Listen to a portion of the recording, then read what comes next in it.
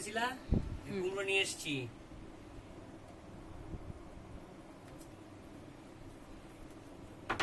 বেগুন নিয়ে এসেছি, বেগুন। ঠিক আছে, রাখো।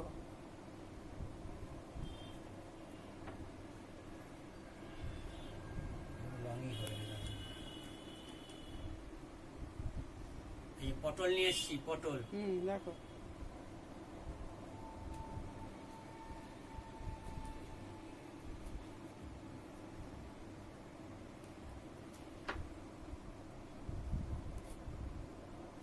এই যে তুই ফুটি বলেছিলাম, হ্যাঁ, ফুটি নিয়ে আসলাম। এটা আমার পছন্দের জিনিস। ফুটি নিয়ে আসলাম, ভালো হয়েছে। হ্যাঁ তুমি বলেছিলে নিয়ে আসলাম। হ্যাঁ হ্যাঁ, এটা একটু ফ্রিজে রেখে দিয়ে তারপরে ওটা কাটবো, কেটে। মোচা বলেছিলাম, মোচা নিয়ে এসেছি। এটা মায়ের পছন্দের জিনিস। মা সেদিনকে বলছিল যে মোচার ডাল করিস তো টুনু, মানে মোচার ডাল করবি। হ্যাঁ, এটাই বলেছিল। না, রাখো। মোচার ডালটা করে মাকে দিয়ে আসবো। যে কর্মী শাক বলেছিলাম, কর্মী শাক নিয়ে এসেছি। কর্মী শাক, দুয়াটি কর্মী শাক নিয়ে আসলাম। ঠিক আছে, রাখো।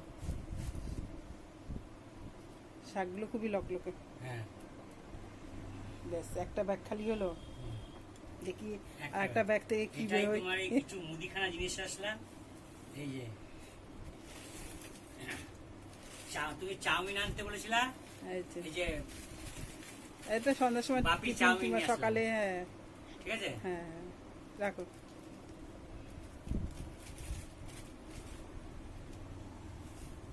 চালের গুঁড়ো বলেছিলা, চালের গুঁড়ো নিয়ে আসলাম। চিকেন পকোড়া করার ইচ্ছা আছে, দেখি কবে করি। এই যে বেসন নিয়ে আসতে বলেছিলাম, বেসন নিয়ে আসলাম, 500 বেসন নিয়ে আসলাম। আচ্ছা,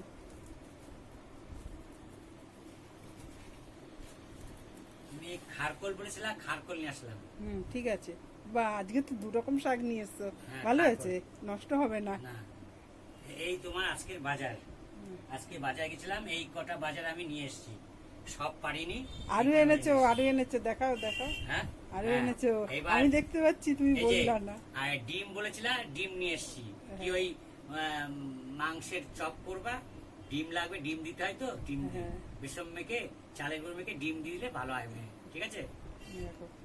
আর এই ওই ঘরে লাউ আছে, সেই লাউ চিংড়ি করবে বলেছিলাম, সেই লাউ চিংড়িটা নিয়ে আসলাম। ঠিক আছে, ভালো হয়েছে। তাহলে সেই হচ্ছে অল্প স্বল্প জিনিসপত্র নিয়ে আসলাম। আবার যদি বলো যে মাছের ডিম আনতে, মাছের ডিম না, আজ আর কিছু আনতে হবে না, ব্যাস। এই দেখো, প্রথমেই দেখায়, এই যে পটলগুলো আমি কেটে নিয়েছি, এগুলো ভাজা হবে। তারপরে এই যে এখানে আলু, পেঁয়াজ, লঙ্কা কাটা আছে, এটাও ভাজা করব। আর এদিকে দেখো, দেখো স্টোভে ভাত বসিয়েছি। ভাতটা আমি স্টোভে বসাইনি, কিন্তু এখন বসাতে হলো। আমার গ্যাসটা ফুরিয়ে গেছে, শেষ হয়ে গেল এখন, তাই ভাতটা আমি স্টোভেই বসিয়ে দিলাম। গ্যাস আমার সিলিন্ডার ভর্তি করা আছে, কিন্তু ওটা টেনে আনতে হবে। টেনে আনতে অনেকটা কষ্ট, তার জন্য আমার শরীরটাও বেশি একটা ভালো না। ওর জন্য আমি স্টোভেই বসিয়ে দিলাম। আমার কর্তা বাড়ি আসলেই আবার গ্যাসটা লাগিয়ে নেবো, গ্যাসে সমস্ত রান্না করবো।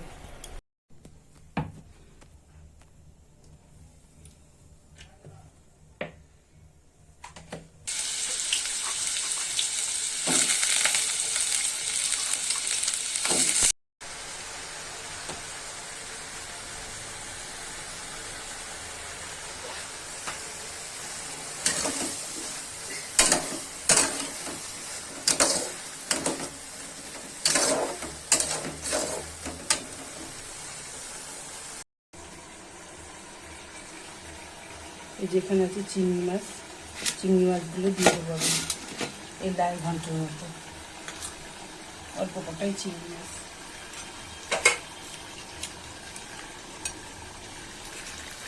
এই লাল তরকারিটার মধ্যে দিয়ে দিলাম।